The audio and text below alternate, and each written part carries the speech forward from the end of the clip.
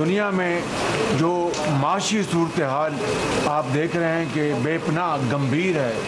आलमी कीमतें वो बड़ी तेज़ी से बढ़ रही हैं, तेल की, पेट्रोल की, और इसी तरह दूसरी जो अजनास हैं उनके हवाले से भी 7 करोड़ लोगों के लिए हमने रिलीफ मुहैया किया। वो 2000 रुपये महीना उनको दिया जा रहा है कि हम गरीब आदमी के ऊपर बोझ जो आया है उसको हम बांटेंगे, और जो साहिब सरबत हैं जिनको अल्लाह ताला ने बेपनाह नेमतों से नवाजा है उनको हम टैक्स लगाएंगे, चाहे वो वन टाइम हो। मैं समझता हूँ कि हमने बहुत ही ज़्यादा मुश्किल हालात में ये ज़िम्मेदारी संभाली है और इंशाअल्लाह इस ज़िम्मेदारी को इंशाअल्लाह हम निभाएंगे। मुश्किल और बोल्ड फैसले हमने किए हैं, मज़ीद भी अगर हम करने पड़े तो करेंगे ताकि इस मुल्क की जो मईशत है उसको सुधारा जा सके और पाकिस्तान की मईशत को मजबूत कर सकें। बिस्मिल्लाहिर्रहमानिर्रहीम, अस्सलाम वालेकुम। आप देख रहे हैं प्रोग्राम एक्सपर्ट्स और आज के पैनल का हिस्सा हैं अयाज खान साहब, आमिर इलियास राना साहब, फैसल हुसैन साहब, मोहम्मद इलियास साहब और ब्रिगेडियर रिटायर हारिस नवाज साहब। नाज़रीन, गवर्नमेंट मुआशी फैसलों में फंस कर रह गई। IMF से मुआहदा ताहाल ताखीर का शिकार है। मुआशी बहरान संगीन होता जा रहा है। ओपन मार्केट में डॉलर 215 रुपये से तजावज़ कर गया। बदतरीन महंगाई ने अवाम का जीना मुश्किल कर दिया है, लेकिन गवर्नमेंट मुख्तलिफ मामलात पर कन्फ्यूजन का शिकार नज़र आती है। एक के बाद एक तजाद सामने आ रहा है। पहले इमरान खान की गवर्नमेंट गिराने के मामले पर तजादात सामने आए, अब IMF से मुआहदे पर भी वफाकी वज़रा के मुख्तलिफ बयानात देखने में आ रहे हैं। वज़ीर ख़जाना तारीख पर तारीख दे रहे हैं और 1-2 दिन में मामला तय पाने का दावा कर रहे हैं, लेकिन वज़ीर दाखिला कहते हैं कि कर्ज बहाली प्रोग्राम डेड लॉक का शिकार है। पेट्रोल महंगा करने के बावजूद IMF लचक पैदा करने को तैयार नहीं। पेट्रोलियम मसनूआत की कीमतों में इजाफा क्यों किया गया, इस पर भी एक नया इंकशाफ सामने आ गया है। गवर्नमेंट पहले दिन से ये बयानियाँ बना रही है कि PTI के गलत मुआहदे की वजह से पेट्रोलियम मसनूआत महंगी करना पड़ी, लेकिन आज वज़ीर ख़जाना ने यह इंकशाफ किया है कि पेट्रोलियम मसनूआत की कीमतों में इजाफे का IMF से कोई लेना देना नहीं। ये इजाफा आलमी महंगाई की वजह से किया गया है। इसी मुनासबत से एक्सपर्ट्स के लिए पहला और बड़ा सवाल है। ब्रिगेडियर साहब, मैं आपसे आगाज़ करूंगी। आज प्राइम मिनिस्टर ने यह भी कहा कि मईशत संभालने के लिए मजीद मुश्किल फैसले करना होंगे। मजीद और कितने मुश्किल फैसले हैं जो इन्होंने लेने हैं, और ये जो IMF डील पर हुकूमती बयानिए में तजाद नजर आ रहा है, असल कहानी है क्या? दुआ, जो मुझे लगता है इसका मतलब ये है कि IMF अभी तक ये मुज़ाकरात सेटल नहीं हुए हैं, तभी कुछ वज़रा कुछ कह रहे हैं और फाइनेंस मिनिस्टर कुछ कह रहे हैं। They should be on one plate. Number 2 बात यह कि जो पेट्रोल प्राइसेस हैं, देखें अगर $100 का बैरल था तो अभी 120 का हो गया है, तो $20 मीन्स 1/5 ऑफ द प्राइस बढ़ी है। आपने तो तकरीबन 100% प्राइस बढ़ा दी है। इसका मतलब है कि it is linked with IMF के साथ। और अभी जो मुश्किल फैसले हैं वो नज़र ये आ रहे हैं कि पेट्रोल 300 रुपये पे जाएगा, डीजल 320 पे जाएगा। ये एक्चुअली अभी अगर आपका आज स्टाफ लेवल पे ये 2-3 दिन में भी IMF से मुज़ाकरात सेटल होते हैं, it will go to the board meeting में, जो कि जुलाई के मिडल में है। ये उस वक्त तक होगा। उस दौरान में आप ये देखेंगे महीना जो पड़ा गया 25 डेज में, ये महंगाई का कितना बड़ा तूफान आएगा। ये स्काई रॉकेट होगा। It will very difficult for people of Pakistan. Government इस वक्त टोटल कंट्रोल इसलिए मुझे नजर आ रही है। I do understand this problem कि इस वक्त बहुत हालात खराब हैं। They don't know what relief they can provide to the people of Pakistan. फिर अभी 2 महीने आए हुए हैं, वो प्रॉब्लम है। इल्ज़ाम उन पर लग रहा है कि आप अपने केस चीज़ें ठीक कर लिए। They have to look inward कि आप अपनी अथॉरिटी टॉप से ड्राइव करें। आपके प्रेसिडेंट हाउस को, प्राइम मिनिस्टर हाउस को, फिर उसके बाद कैबिनेट को जो मुराद अननेसेसरी ओवर पैसा मिलता है अपने PC और मेरिट के साथ लंच और डिनर जो होती हैं, टी ब्रेक्स होती हैं जी, वो ख़त्म करें। एंटोरेज बड़े बड़े आपके 40-40 गाड़ियों में प्राइम मिनिस्टर के, प्रेसिडेंट के और लोगों के जाते हैं, वो ये आप कंजर्व कर सकते हैं। ये डूएबल है। उसके बाद आपके एनर्जी जो लॉस इलेक्ट्रिक के बिल अभी बढ़ेंगे, जो बात करें ना मुश्किल, इलेक्ट्रिक का बिल बढ़ेगा, गैस का बिल बढ़ेगा, पेट्रोल का बढ़ेगा। इसके लिए ये कट शॉर्ट करें तो ये इनके लिए पॉसिबल है। साथ ही साथ जो मैं बात करता हूँ कि अपना घर को कंट्रोल करें, अपनी स्ट्रेटजी करें। व्हेन यू नो कि आपके 1 लाख रुपए इनकम है, खर्च आपका 5 लाख पे है, तो कैसे करेंगे? तो आपने कट शॉर्ट करना है। उसके लिए आप जो है वो, मैं BR की हमेशा बात करता हूँ, खींचे वजह से पैसा रिकवर करें। स्टेट कॉर्पोरेशन जो आपकी नई काम कर रही है उनको बंद करें कुछ अर्से के लिए। वो पैसा 500-600 रुपया निकालें और आप इसको कंबाइन करके आवाम को रिलीफ दें। आवाम परेशान हैं, ये हम सबको मालूम है, इस पर कोई डाउट नहीं है। Government has to do an extra effort to control the situation before it gets out of hand and we all regret. सही जी, आमिर साहब। देखिए जी, हम कल इस पे बड़ी डिटेल से बात कर चुके हैं कि जाहिर है कि एक सिचुएशन है जिसमें अब कोई किसी को रास्ता नहीं मिल रहा। गवर्नमेंट के वज़रा के हम बयानात को उठा लें तो बिल्कुल सही बात है कि जाहिर है कि IMF ने तो यही कहा है ना कि आप सब्सिडी नहीं दे सकते, आप कर्जा हमसे लें और सब्सिडी पेट्रोल में दे, ये नहीं हो सकता। यही मुआहदा इमरान खान और शौकत तरीन ने किया था कि न सिर्फ सब्सिडी नहीं होगी बल्कि उसके ऊपर हर महीने 4 रुपये लेवी भी लगेगी, ताकि जो आप कर्जा ले रहे हैं उसकी वापसी, जिसने पैसा देना है उसको अपनी वापसी चाहिए होती है। उसी मुआहदे पे अमल दरामद आपको करना है। शायद आज रात तक कोई स्टाफ लेवल एग्रीमेंट होके कुछ अनाउंसमेंट्स हो जाए, क्योंकि सारी चीज़ें डिपेंड करती हैं कि जब तक IMF क्लियर नहीं करता आपको world bank, Asian development bank, Saudi Arab, Qatar के साथ 3 अरब डॉलर की गैस की डील फाइनल तकरीबन हुई है। रशिया के साथ ये एक थर्ड कंट्री के ज़रिए तेल और दूसरी चीज़ों के ऊपर बातचीत को फाइनल स्टेज पे ले गए जी। आमिर साहब, मतलब अमेरिका है। ठीक ठीक जी जी, आप कुछ कह रही हैं? नहीं ठीक है, आप बात करें। ऑडियो का इशू आया था लेकिन वो क्लियर हो गई आपकी आवाज़ जी। अच्छा जी, तो जब आपको जिस एक दुनिया में रहना है तो लोगों के साथ मुआहदों पे करने हैं।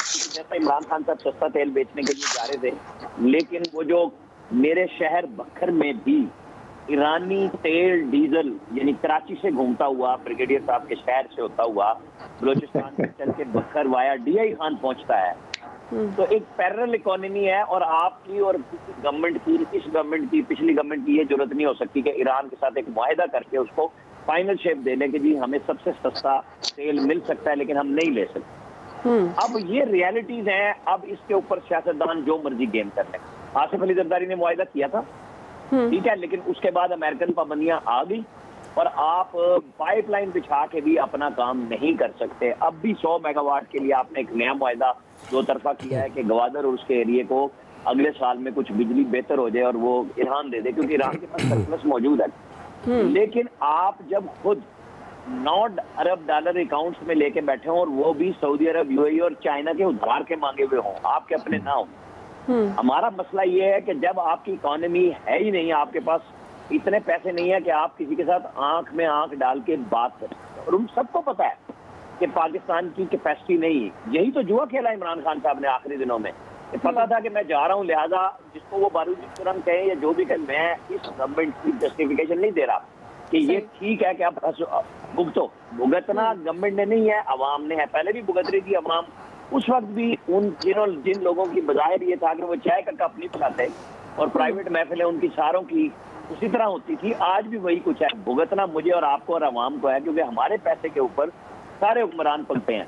ठीक, किसी को कोई शक व शुबा है तो वो आके बात कर ले कि जितनी टैक्सेशन है वो तो आम आदमी थे। हाँ बिल्कुल ऐसे। तो आज शहबाज शरीफ साहब ने गुफ्तगू की ना कि हमें 1 टाइम टैक्स लगाना पड़ेगा। शौकत तरीन अगर सच बोले, इमरान खान साहब ने जिस दिन ये अनाउंस किया था तो शौकत तरीन ने आखिरी लफ्ज ये कहा था कि सर आप अमीर तरीन लोगों पे एक सुपर टैक्स लगा दें और वो जितने होगा इससे हम ये जो रिलीफ देंगे वो हम कम से कम काउंटर कर सके। इमरान खान ने नहीं मानी थी बात। अब उसी तरह का सुपर टैक्स लगाने की तजवीज है जो बजट के अंदर आ जाएगी। ठीक है, जो अमीर तरीन आदमी है, जिसकी कोठियों की कोठियां हैं, दिखते हैं वो, तो उनके ऊपर जितना बड़ा टैक्स आ जाए वो बराह रास्त टैक्स आना चाहिए, क्योंकि ये जो दाएं बाएं से घुमा के टैक्स लगाते हैं वो तो फिर हमारी जेब से चला जाता है। बिल्कुल होगा तो वो बाद में भी यहीं से लेते हैं। देखे ना, जब कोई गरीब आदमी की खबर आती है, खुदा ना खास्ता मजाक उड़ाना मकसद नहीं है कि उसको कोई हार्ट अटैक हो गया है, सेठ की खबर जब आती है तो उसको जो नुकसान हो गया वो असल नुकसान ही होता है कि जी मुनाफे में नुकसान हुआ है। असल में तो वो बंदा जिंदा बचता ही नहीं अगर उनको वो नुकसान हो जाए। तो ये सिर्फ जो धड़का है ना इस वक्त भी जो शहबाज शरीफ ने कह दिया है, इनको लगा देना चाहिए, क्योंकि इसके बगैर पाकिस्तान चलता हुआ नजर नहीं आ रहा। सही। अयाज साहब, अच्छा, एक तो राना साहब ने डरा दिया कि टैक्स में आ जाएगा ये सुपर टैक्स, इसका मतलब कुछ और टैक्स भी आएंगे यकीनन। अच्छा, कल तक मैं बड़ा कॉन्फिडेंट था जब मिफ्ता बात कर रहे थे IMF के हवाले से। आज पता नहीं क्यों मैं शेकी हूँ कल तक मुझे लग रहा था कि कोई इशू ही नहीं है, एक आध दिन चूँकि उन्होंने कहा था बड़े कॉन्फिडेंस के साथ। आज मुझे फिर वही सिचुएशन पे मैं वापस चला गया हूँ जब वो अमेरिका जा रहे थे और कह के जा रहे थे कि जी मैं बेहतरीन डील लेके आऊँगा, वो नहीं ला सके थे। मुझे फिर मतलब मेरे मुंह में खाक कि मुझे फिर लग रहा है कि हम शायद वो वापस वहाँ चले गए हैं। कोई मुझे उम्मीद ज़्यादा नज़र नहीं आ रही IMF के हवाले से। और बिल्कुल ठीक है, वो लेवी का आपने वादा किया था उनसे, हर महीने आपने लगानी थी, गालिबन 6 महीने का तय हुआ था कि हर महीने वो लगाएंगे। इनको आते ही ये काम कर देना चाहिए था बजाय इसके कि इस तरह से प्राइसेस बढ़ाते। फिर हम यही सुनते रहे हैं कि ये पेट्रोल की प्राइसेस बढ़ाई सिर्फ उस मुआहदे की वजह से हैं जो इमरान खान ने IMF से किया था। अब ये कह रहे हैं इसका ताल्लुक ही नहीं उससे। हाँ, ये मैं देखता हूँ कि जब वो 20 रुपए की सब्सिडी दी थी इमरान खान ने, उस वक्त गालिबन $84 पर बैरल था फ्यूल इंटरनेशनल लेवल पे। जी। और उसके बाद मैक्सिमम 121 तक गया, आज 111 है, वो थोड़ी सी कमी, कल शायद इससे भी कम था, 108 पे था, तो उसमें कमी तो थोड़ी सी हुई है। लेकिन उस हिसाब से बहुत ज़्यादा, सबसे पहले आते ही पहले दिन ये काम करना चाहिए था। ये 20 रुपये गलत सब्सिडी दी है इमरान खान ने, ये हम वापस ले रहे हैं। वहाँ से अगर आप स्टार्ट करते तो शायद IMF के साथ भी उनको लगता कि ये कुछ संजीदा लोग आ गए। अब वो तो मजाक करने वाले थे, नाहल तो थे ही, वो जाहिर है, वो तो उस पर तो किसी को शक होना ही नहीं चाहिए। ये चूँकि बड़े तजुर्बाकार लोग थे तो इन्हें कोई तजुर्बाकारी आते ही दिखानी चाहिए थी। अब हालत ये हुई भी है, आप यकीन करें कि मुझे ऐसे लग रहा है कि मिफ्ता इस्माइल के पास का रोग नहीं है। ये बहुत ज़्यादा बोझ उन पर डाल दिया गया।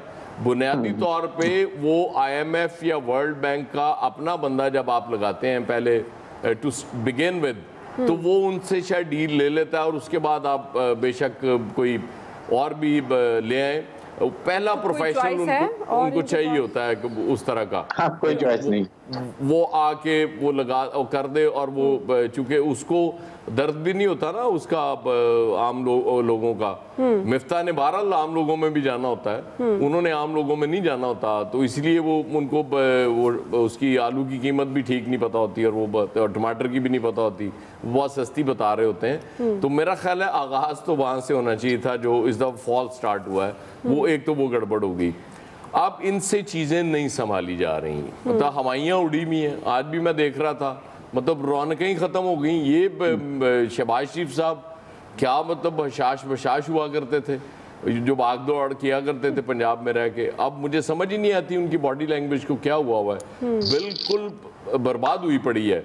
तो मेरा ख्याल है कि कुछ और हमने तो देखें, शुरू में क्या कहा था कि इस सब का हल एक ही है कि फौरी इलेक्शंस में चले जाएं। उस वक्त इलेक्शंस में चले जाते, अपनी इज्जत भी बचा लेते और हम भी शायद आज इस हालत को ना पहुंचे होते, चीजें इससे तो कम से कम बेहतर हो जाती। तो लेकिन डार साहब के आने की बातें हो रही है, आपको लगता है वो आकर संभाल सकते हैं? नहीं, डार साहब भी नहीं संभाल सकते इस वक्त। ये बातें ही हैं, मैं आपको बताऊं, इस वक्त जिसको मर्जी ले आए आप। शौकत तरीन साहब आप फिर बड़ी बातें कर रहे हैं ना, ले आए उनको उनसे कहीं ये ठीक करके दें।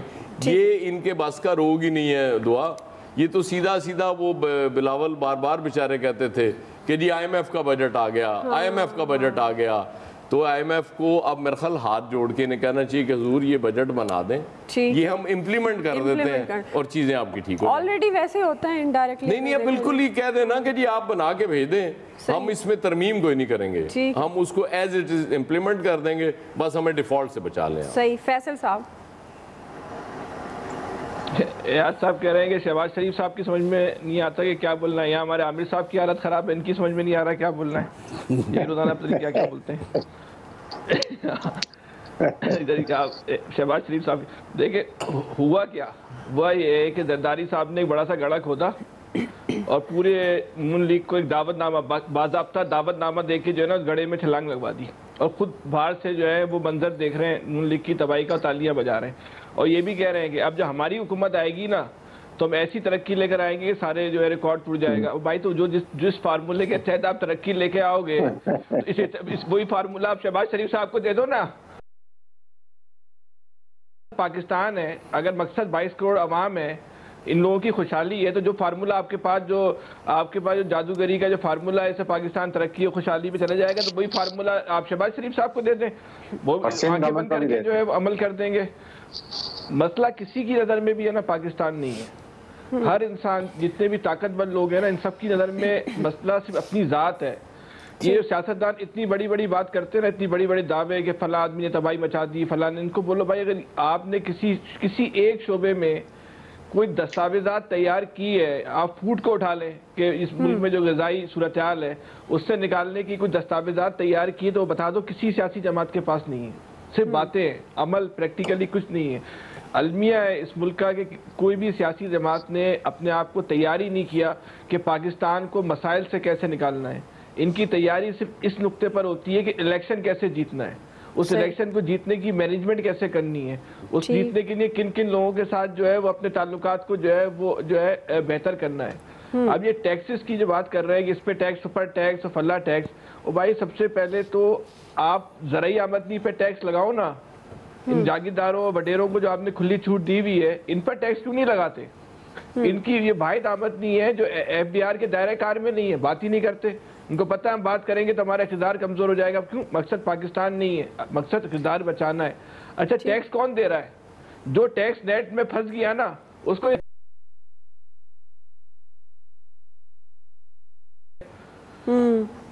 जो टैक्स नेट में नहीं है वो बैठ के जो है मजे कर रहा है, वो बैठ के जो एंजॉय कर रहा है। या खरबों रुपए की जो है स्मगलिंग हो रही है, उसको रोकने के लिए कोई पॉलिसी नहीं है।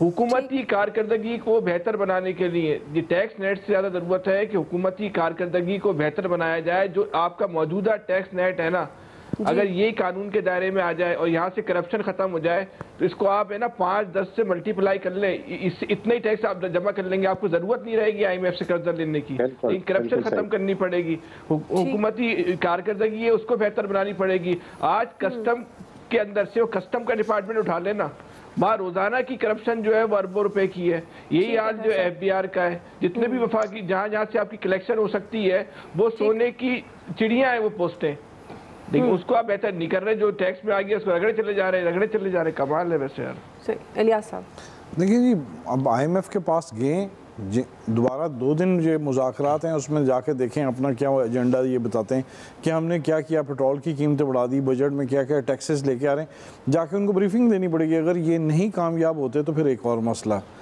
उसके लिए अगर ये कामयाब होती, इसलिए तो अमेरिका से मदद मांगी है कि जी हमें इस दफ़ा दे दें लोन ताकि हो जाएंगे, परेशान ना हो। जो तो चलें जी, हम आपकी परेशानी को देख रहे थे सर। तो ये मसला ना हल हो जाएगा।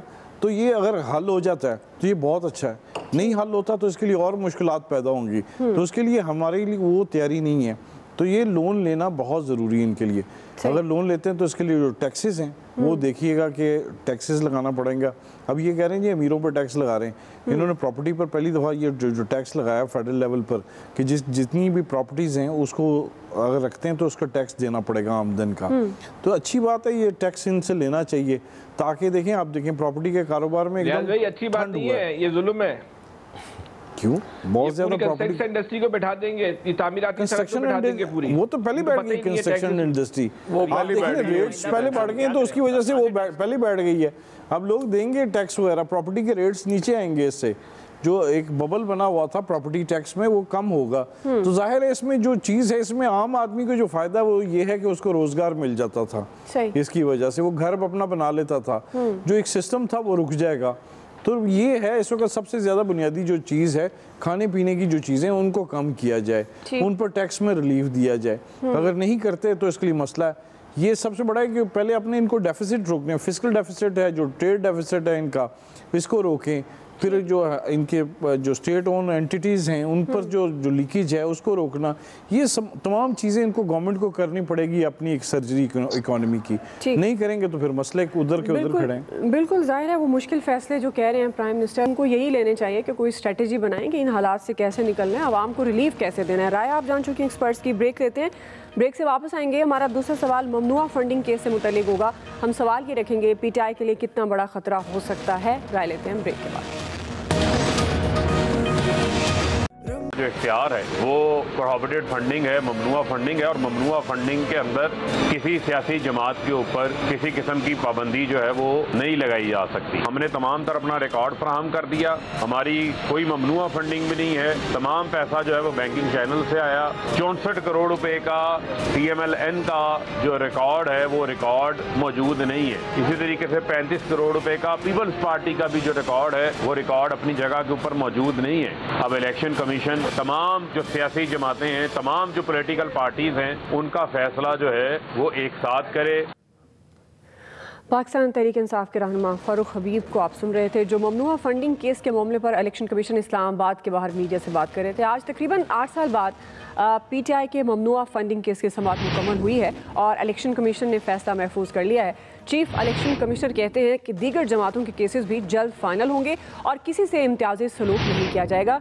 नाज़रीन, ये केस 14 नवंबर 2014 को तहरीक इंसाफ के मुनहरिफ बानी रुकन अकबर एस बाबर ने दायर किया था और इल्ज़ाम लगाया कि तहरीक इंसाफ ने 2 ऑफशोर कंपनियों के जरिए गैर कानूनी तौर पर $30 लाख के गैर मुल्की फंड्स इकट्ठे किए और हुंडी के जरिए भेजे गए।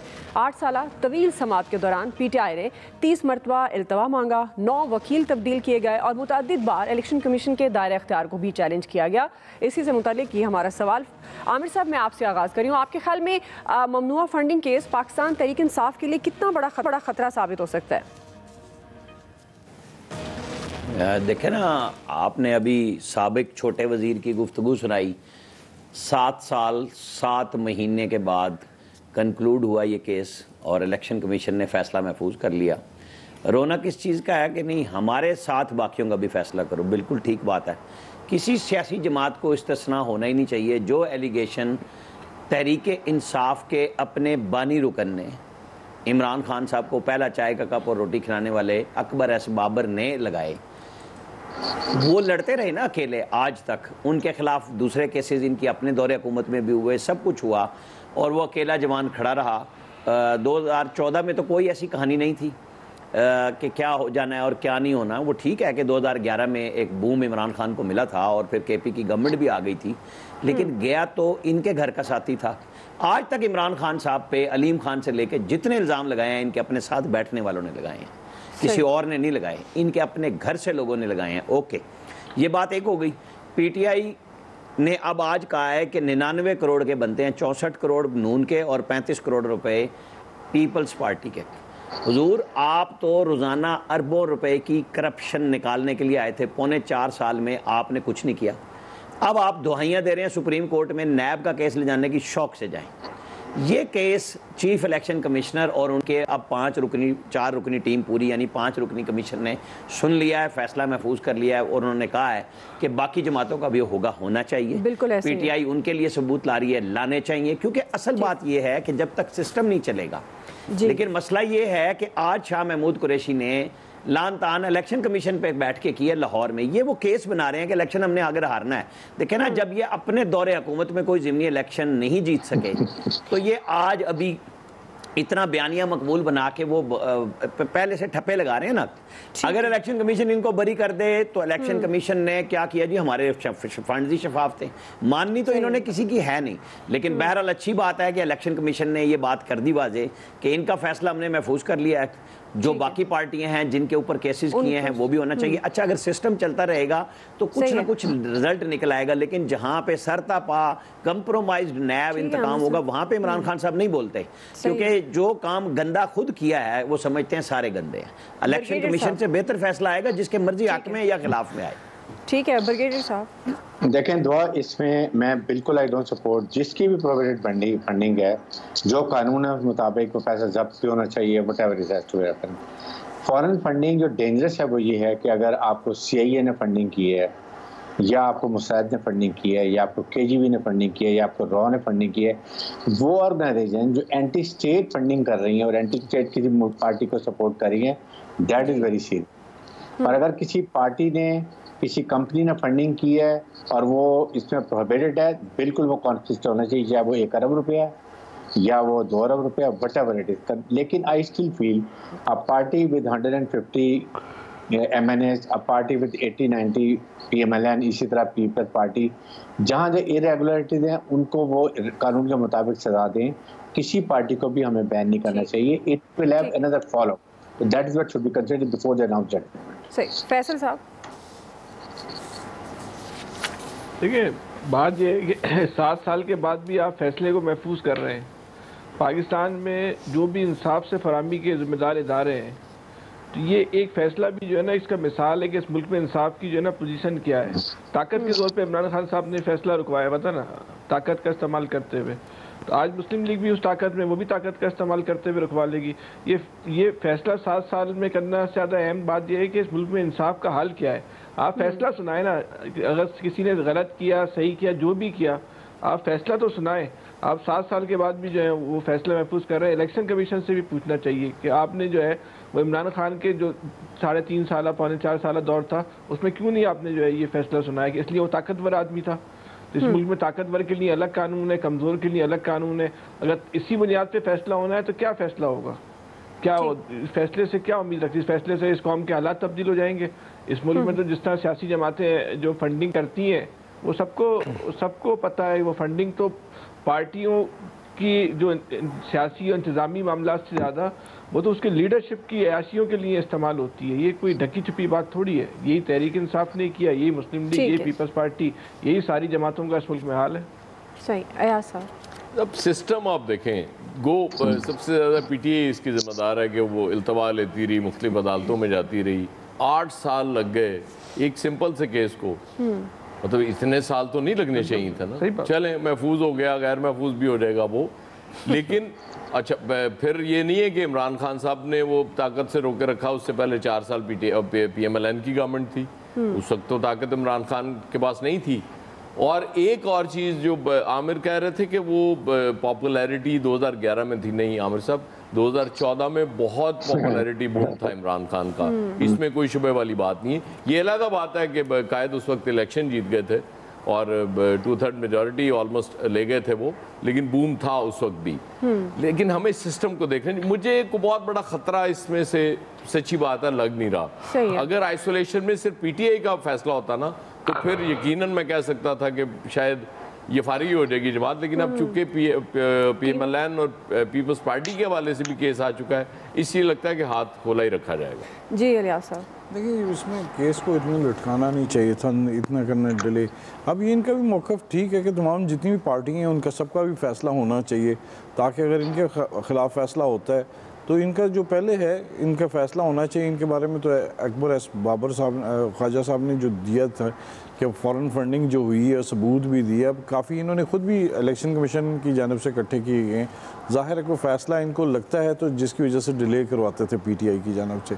तो जब अब जो है जो हकीकत है उसको सामने आना चाहिए। अगर इन्होंने ममनूआ तरीके से फंडिंग ली है बाहर के मुल्कों से, कंपनियों से जिनसे मना किया गया है, जो कि सेक्शन नहीं बनता इलेक्शन कमीशन एक्ट का, तो उसके तहत इनके खिलाफ फैसला जो महफूज हुआ है उसको सुना देना चाहिए था इलेक्शन कमीशन को।